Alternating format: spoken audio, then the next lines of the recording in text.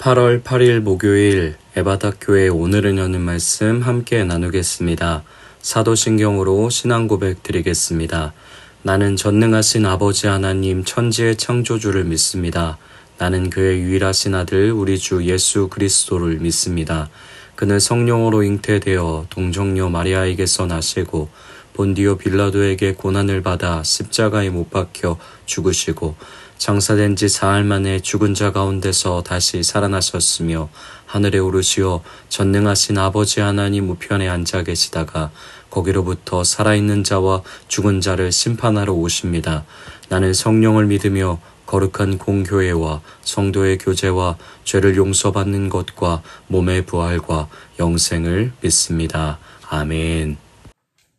오늘 하나님께서 우리 가운데 주신 말씀은 요한복음 11장 1절부터 16절까지 말씀입니다. 요한복음 11장 1절부터 16절까지 말씀입니다. 우리 다 찾으셨으면 우리 함께 읽어보도록 하겠습니다.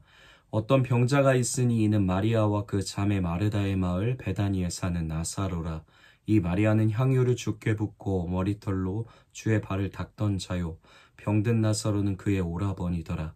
이에 그 누이들이 예수께 사람을 보내어 이르되 주여 보시옵소서 사랑하시는 자가 병들었나이다 하니 예수께서 들으시고 이르시되 이 병은 죽을 병이 아니라 하나님의 영광을 위함이요 하나님의 아들이 이로 말미암아 영광을 받게 하려 함이라 하시더라. 예수께서 본래 마르다와 그 동생과 나사로를 사랑하시더니 나사로가 병들었다 함을 들으시고 그 계시던 곳에 이틀을 더 유하시고 그 후에 제자들에게 이르시되 유대로 다시 가자 하시니 제자들이 말하되 랍비여 방금도 유대인들이 돌로 치려 하였는데 또 그리로 가시려 하나이까. 예수께서 대답하시되 낯이 12시간이 아니냐. 사람이 낮에 다니면 이 세상의 빛을 보므로 실족하지 아니하고 밤에 다니면 빛이 그 사람 안에 없는 고로 실족하느니라. 이 말씀을 하신 후에 또 이르시되 우리 친구 나사로가 잠들었도다. 그러나 내가 깨우러 가노라. 제자들이 이르되 주여 잠들었으면 낫겠나이다 하더라.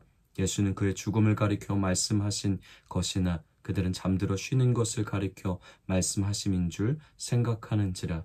이에 예수께서 밝히 이르시되 나사로가 죽었느니라.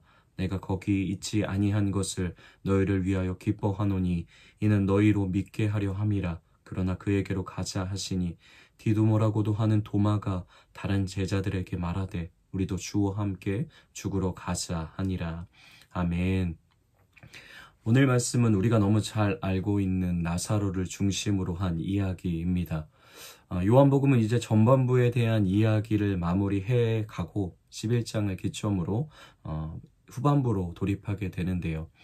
그로 인하여 이제부터는 본격적으로 예수님의 십자가로 가시는 길이 뚜렷하게 그리고 보다 선명하게 들추어내지기 시작합니다. 오늘 우리가 읽은 나사로의 이야기는 이와 같은 구조 속에서 예수님의 죽음, 그리고 그분의 부활의 역사가 이제 본격적으로 시작됨을 알리는 신호탄과 같은 사건의 이야기인데요. 우리가 함께 살펴보게 될 나사로의 이야기는 예수님의 십자가, 곧 예수님의 죽음으로 가는 속도를 굉장히 빠르게 촉진시키는 사건이기도 합니다. 이와 동시에 예수님이 이 죽음을 통해서 과연 어떤 일을 어떤 은혜를 우리에게 그리고 모든 세상 속에 허락해 주시고 계시는지 선명하게 보여주는 사건이기도 한 것이지요. 그래서 나사로의 죽음과 그를 살리시는 이야기는 요한복음의 표적 중에 가장 절정인 표적이라고도 할 수 있겠는데요. 왜냐하면 그만큼 하나님이 예수님을 우리를 위해 이 땅에 보내신 이유를 어떤 표적들보다 명확하고 확실하게 보여주고 있고 예수님의 죽음으로 향해 가시는 목적도 선명하게 밝히 보여주는 사건이기 때문이죠. 그 때문인지 많은 표적들로 가득한 요한복음의 이야기 속에서도 굉장히 나사로 사건은 구체적이고 길게 요한복음 안에서 서술되고 있음을 우리는 살펴볼 수 있습니다. 그러면 오늘 우리가 나사로의 이야기를 통해서 예수님이 우리에게 주시고자 하는 은혜가 무엇인지 함께 알아가 보도록 하겠습니다. 오늘 이야기의 시작을 보면 성경 전반에 걸쳐서 그렇게 쉽게 찾아볼 수 없는 표현을 가지고 설명하고 있는 예수님과 특별한 관계를 맺고 있는 한 가정을 소개하며 이야기는 시작됩니다. 우리가 함께 읽었던 3절, 5절, 그리고 오늘 본문은 아니지만 같은 이야기의 흐름 속에서 36절에 나타나 있는 표현들인데요. 그것은 그를 사랑하시더니 5절에 마르다와 그 동생과 나사로를 사랑하셨더니와 같은 표현으로 요한은 예수님이 이 가정을 참 아끼시고 사랑하셨다라는 것을 연거푸 강조하며 우리에게 강조해 주고 있는 것이죠. 본문 전체의 내용은 이러했습니다. 예수님이 사랑하시던 가정에 큰 어려움이 생겼습니다. 나사로라는 오라버니가 그것도 죽음을 오고 가는 심각한 병에 걸리게 된 것이죠. 그로 인해 예수님이 어떤 분이신 줄 알았던 그의 누이들이 예수님께 사람을 보내어 나사로가 병들었다는 사실을 알리고 빨리 자신들에게 오셔서 도움을 줄 것을 요청하는데요.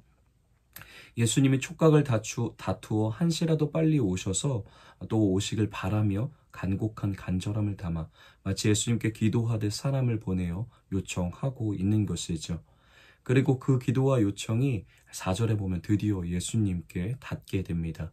이 소식을 들은 예수님은 4절에 이 병은 죽을 병이 아니라 이 일을 통해서 하나님께서 영광 받으시고 그 영광이 온 천하에 선포되는 일이 될 것이라고 소망을 말씀해 주고 계십니다. 본문의 그 정보를 밝혀주고 있지는 않지만 만약에 이렇게 말씀하시는 4절처럼 말씀하시는 예수님의 이야기를 마리아와 마르다 그리고 나사로가 전달받아 들었다면 어떤 마음이었을까요? 한껏 기대와 소망을 품고 그래 반드시 예수님이 오셔서 내가 가지고 있던 이 고통의 문제를 해결해 주실 거야. 기쁨의 소망을 품고 주님의 일하심을 기대하며 기다렸을 겁니다. 그런데 이상하게도 5절부터 이어지는 예수님의 행동은 어딘가 석연치 않은 모습인데요. 사랑하는 나사로가 병들었다는 소식을 듣고 그가 지금 생사를 오락가락하고 있는 1분 1초를 앞다투고 있는 시점에 예수님이 나사로와 누이가 있던 베다니로 바로 가지 않으시는 것이었죠. 그리고 자기가 지금 머물고 계셨던 그곳에서 이틀을 더 머무시는 이해할 수 없는 행동을 이어갔습니다. 그렇게 이해하기 힘든 지체함을 보내시던 예수님이 드디어 움직이시기 시작하시는데요. 우리 오늘 말씀 7절, 8절 우리 함께 읽어보도록 하겠습니다. 그 후에 제자들에게 이르시되 유대로 다시 가자 하시니 제자들이 말하되 라비여 방금도 유대인들이 돌로 치려 하였는데 또 그리로 가시려 하나이까. 아멘. 예수님이 나사로를 살리려고 유대로 가시려고 하자 제자들이 걱정 섞인 물음으로 묻습니다. 예수님 다시 또 거기를 가시려고 하십니까? 막아서듯 예수님께 질문하고 있는 것이죠. 왜냐하면 예수님이 다시 가려고 하던 유대 지역은 7장에서부터 예수님을 죽이려고 하던 강한 공격들이 폭발적으로 일어나기 시작했던 곳이기 때문입니다. 그러나 이런 죽음의 위협과 도전이 있음에도 불구하고 예수님은 11절에 이렇게 선언하시는데요. 우리 11절 말씀도 함께 읽어보도록 하겠습니다. 이 말씀을 하신 후에 또 이르시되 우리 친구 나사로가 잠들었도다. 그러나 내가 깨우러 가노라. 아멘. 사랑하는 나사로, 그를 살리고 회복하기 위한 위험 가득한 여정. 그러나 어떤 희생이 들어가더라도 사랑하시는 자를 살리고자 하시는 예수님의 사랑의 각오가 가득 묻어나는 그 길을 예수님이 나서시려고 하시는데요. 그러나 예수님은 이미 아셨습니다. 나사로가 죽음을 맞이한 걸요. 나사로가 잠들었다고 하시는 예수님의 말에는 이미 나사로가 죽음을 맞이했음을 자신의 신적인 능력으로 알고 계셨기 때문에 하실 수 있는 말씀이었죠. 물론 여느 때와 같이 그런 사실을 제자들은 전혀 알아차리지 못하고 이해하지 못했는데요. 그런 제자들을 위해서 한 번 더 14절에 예수님은 직접적으로 나사로의 죽음을 제자들에게 알리십니다. 그리고 15절에 이렇게 선언하십니다. 우리 15절도 함께 읽어보도록 하겠습니다. 내가 거기 있지 아니한 것을 너희를 위하여 기뻐하노니 이는 너희로 믿게 하려 함이라. 그러나 그에게로 가자 하시니. 아멘. 예수님은 당신이 베다니 곧 나사로가 죽음을 맞이했던 곳이죠. 그리고 그 순간 그때 거기에 계시지 않았던 것을 기뻐하신다고 말씀하십니다. 왜냐하면 이 일을 통해서 제자들이 진짜로 예수님이 누구신지 믿고 깨닫게 될 것이기 때문이었죠. 그리고 그렇게 말씀하신 예수님은 드디어 죽은 나사로를 살리기 위한 사랑의 생명의 길을 나서시게 됩니다. 여기까지가 오늘 말씀의 전체적인 내용이었는데요. 몇 가지 우리가 오늘 말씀을 통해서 생각해 봤으면 좋겠습니다. 고통의 문제를 가지고 있던 마르다와 마리아는 예수님께 기도하듯 간절히 요청했습니다. 그리고 그에 대한 응답으로 예수님은 4절에 나사로가 죽지 않게 될 것이라는 소망의 확답을 들려주십니다. 그리고 긴 기다림의 시간, 쉽지 않은 기다림의 시간을 마르다와 마리아는 맞이하게 되죠. 왜 당장 오시지 않는 것이지? 우리가 이렇게 급박한데? 우리와 예수님이 어떤 관계였는데? 이런 마음들이 들어서 서운함과 야속한 마음에 섭섭하기도 했을 테지만 주님이 분명히 4절에 이 병은 죽을 병이 아니라 말씀하셨기에 그 소망의 응답을 들었기에 그 기다림도 어느 정도 인내하며 기다릴 수 있었을 겁니다. 그러나 결론적으로 나사로는 죽었습니다.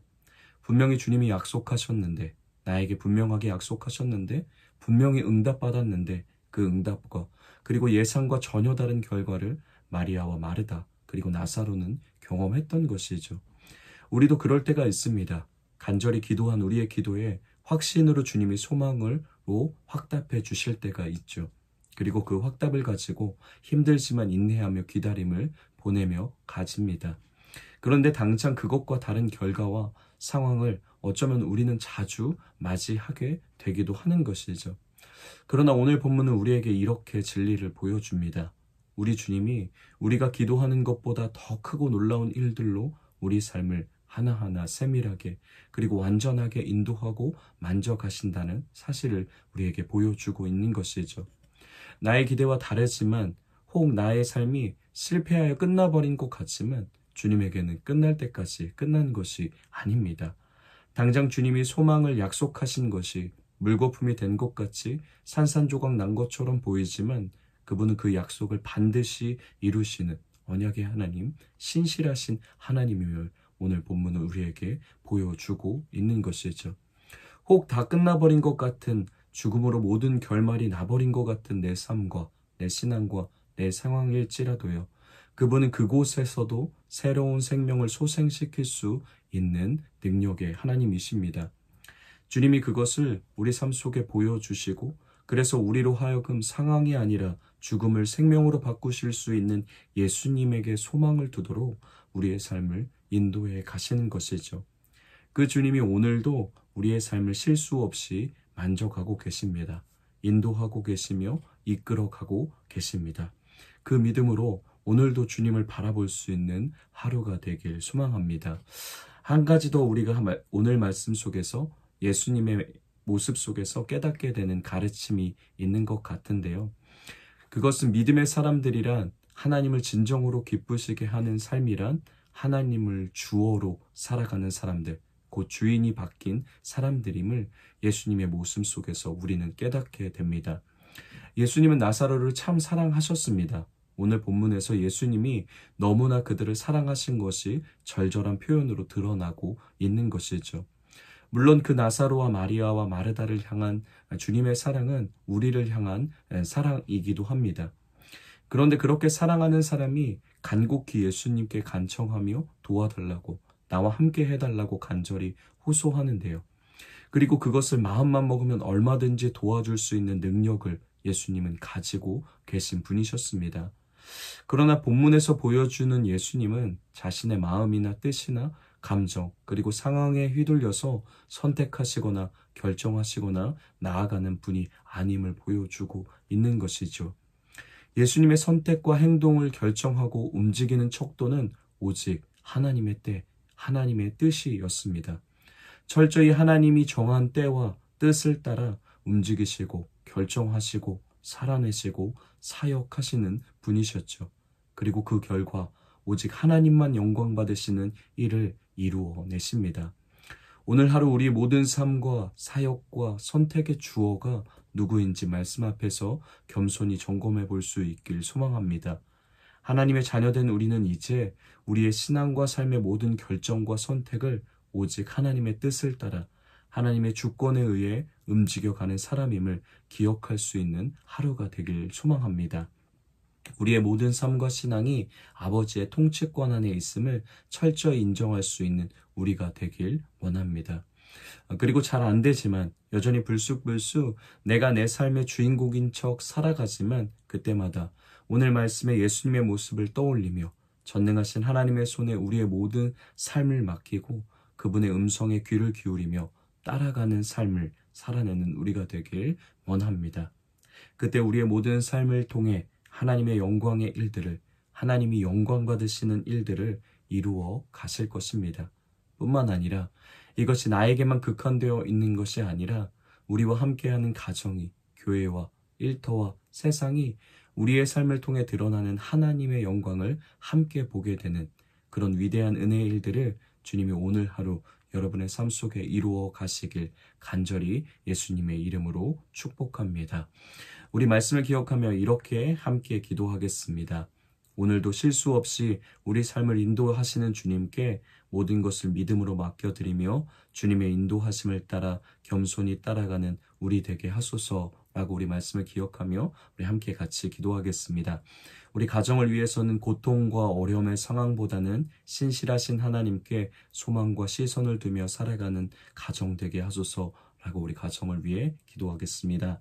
교회를 위해서는 하나님의 사랑과 영광을 온 세상에 비추며 선포하는 교회 되게 하소서라고 교회를 위해 기도하겠습니다. 또 우리 다음 세대 여름 사역을 위한 기도, 우리 특별히 둥글레 캠프 지금 진행 중인 우리 둥글레 캠프를 위해서 기도하도록 하겠습니다. 함께하는 30명의 청소년들 또 여러 명의 지금 섬기고 있는 스태프들 가운데 하나님의 은혜가 가득하도록 우리 함께 같이 기도하도록 하겠습니다.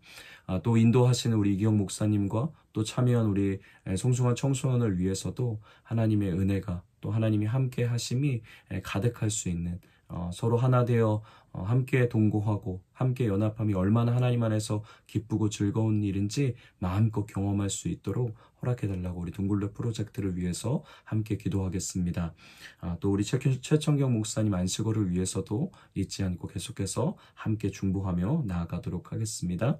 우리 세상을 위해서는 죽음이 끝이 아니라 부활을 허락하시는 예수님 앞으로 나와 영원한 생명을 얻게 되는 백성이 많아지는 나라와 열방되게 하소서라고 우리 세상과 나라와 열방을 위해서 함께 중보하며 기도하도록 하겠습니다.